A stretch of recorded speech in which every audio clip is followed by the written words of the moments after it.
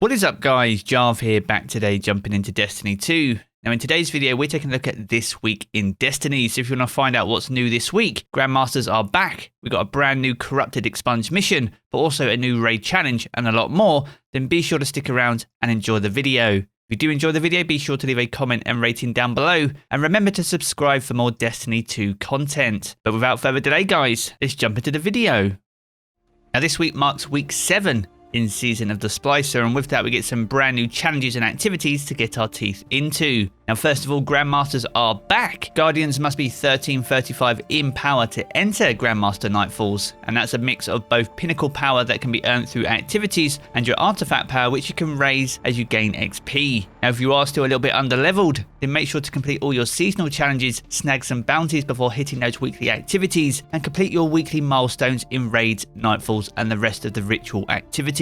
Now starting on July 13th, the Nightfall reward rotation will enter a 4-week rotation. Now week 1 of Grandmaster Nightfalls grants the plug 1, week 2 will see the Hung Jury, and week 3 will see the Azum RR4 sniper rifle. And in week 4 this will feature Shadow Price, Palindrome and the Swarm legendary machine gun. Now alongside Grandmasters we also get a brand new Corrupted Expunge mission alongside Path of the Splicer 7. This will provide similar challenges to the Labyrinth Corrupted challenge that we faced last week, and provide Corrupted Vex chests at the end. And if you've fully upgraded your Splicer Gauntlet, these will offer double perk weapons and also 3 chances at high stat armor each week. Now alongside this we also see the featured double infamy back, so if you're chasing down those infamy ranks, which you will need to as part of the seasonal challenges that we'll cover later in the video, you'll need to jump into Gambit this week to take advantage of that buff. Now as well as the new Expunge mission that we mentioned earlier, we also see a brand new raid challenge for the Vault of Glass raid. These provide an extra chest if you can complete them successfully as part of your raid run. This week's challenge is called the Only Oracle for You, and the way to complete this is by not destroying the same oracle more than once. So you'll need to work together as a fire team and rotate throughout the encounter to ensure you shoot a unique oracle through each round. So that's a quick look at what's new and in store for this week. We're going to look through all the activities, seasonal challenges, and more importantly what Eververse has for Bright Dust this week. Now if we start off with Override, this rotates around to Europa, so we return to the original Override for this week's reset. And as for the Corrupt Expunge mission, this will be Styx, and this can be found over on the moon.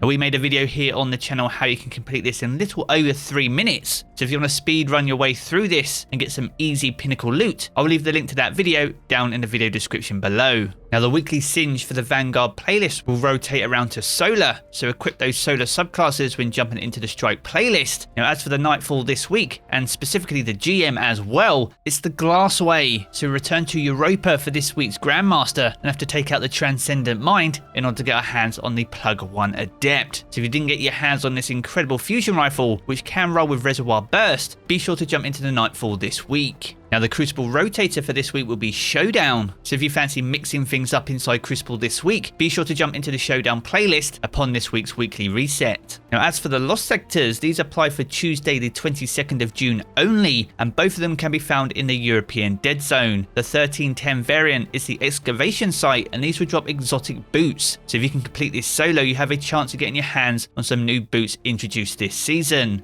Now as for the 1340 variant, this can be found in Scavenger's Den, and these will drop exotic helmets. So if you're missing any of the exotics introduced with Beyond Light, or you're seeking out a better role, then be sure to jump into the Lost Sectors this week. Now if we jump over to Europa, the Eclipse Zone is Asterian Abyss. So once again, if you're finishing off any of the augments from Beyond Light, be sure to head over there to get those done. The Empire Hunt will be the Warrior this week. And remember, if you can complete this on Master difficulty, this will offer an additional piece of pinnacle loot. And as for the Exo Challenge, this will rotate around to Simulation Agility. And once again, if you can complete this either solo or as part of a fire team, you can get your hands on an easy piece of pinnacle loot. So that rounds out what's new this week, but also the activities and their modifiers. Next up, we're going to look at the seasonal challenges. These are for week 7 in Season of the Splicer, and one of them is called the Dark Network. So you need to speak to the Splicer servitor and complete Path of the Splicer 7, as well as defeat champions anywhere in the system. And you'll need to defeat 40 in total, with extra progress granted to champions defeated in Override or Expunge. Next up we have Expunge Styx, so you need to complete this mission in 9 minutes or less, and as I said I made a video covering how you can complete this in under 3 minutes, so be sure to check that out down in the video description below.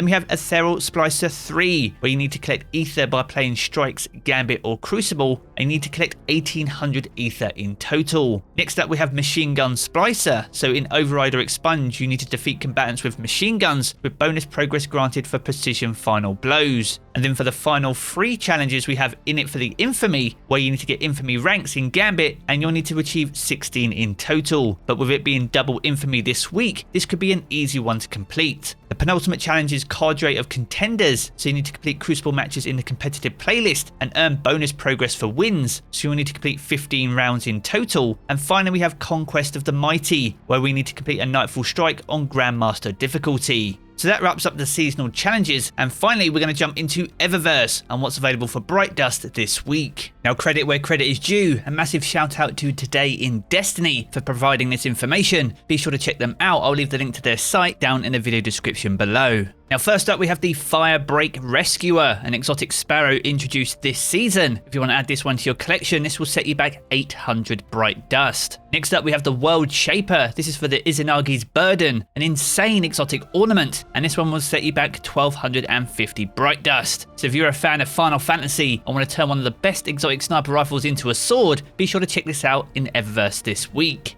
Next up we have the Daring Hat Projection. This one is back from Season of Opulence, so if you're collecting these, this will set you back 1500 Bright Dust. And next up we have Grayscale Undergrowth. This is a shader back from Season of Dawn, and this will set you back 300 Bright Dust this time around. Now in the main Bright Dust store itself we have the Bit Crushed Shell, so if you're a fan of Minecraft and want a Go Shell to represent it, be sure to pick this up for 2850 Bright Dust. Next up we have the Oki Fass Mark 7 Sparrow, an exotic sparrow introduced this season, a pretty good looking one if I may say so myself, and this will set you back 2500 Bright Dust. Next up we have the M3D1 Valkyrie, a carrier ship of sorts, one with medical supplies it seems, so if you're the ultimate support player, be sure to add this to your collection for 2000 Bright Dust. Next up we have the Armor Ornaments. This time around though they are all exotic rather than the seasonal ornaments, and we have different ones for each class depending on which one you load in. For the Hunter you have the Ophidia Spaith ornament, for the Titan you have an ornament for the One-Eyed Mask, and for you Warlocks you have one for the Ophidian Aspects. So be sure to pick these up if you're missing these ornaments from your collection. Now to go alongside the projection we have a Fancy Hat Roll, a brand new emote this season, a legendary one. So if you'd like to politely greet your fellow Guardian, then you can do so for 700 Bright Dust. The penultimate item on offer is the Lethal System. This is a exotic weapon ornament for the Hardlight, very much Fallen themed, so if you're a big fan of that, be sure to pick this up for 1250 Bright Dust. And finally we have the Harpy Entrance, another new one this season. If you want to add this one to your collection, this will cost you 450 Bright Dust. So there we have it guys, a good look at everything that we can expect upon this week's weekly reset. If you've enjoyed the video,